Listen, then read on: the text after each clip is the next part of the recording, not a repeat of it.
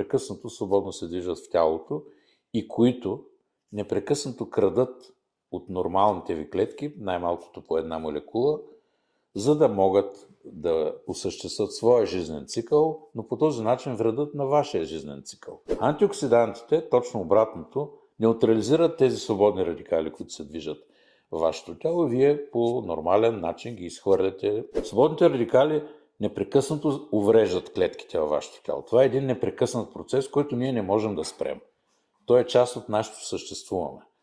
Но ние можем рязко да намалим вредите от тези свободни радикали, от тяхното образуване, като непрекъснато употребяваме храни, които играят ролята на антиоксиданти.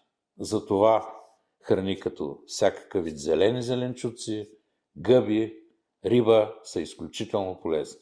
За още конкретна информация посетете блога ми, посочен в линка.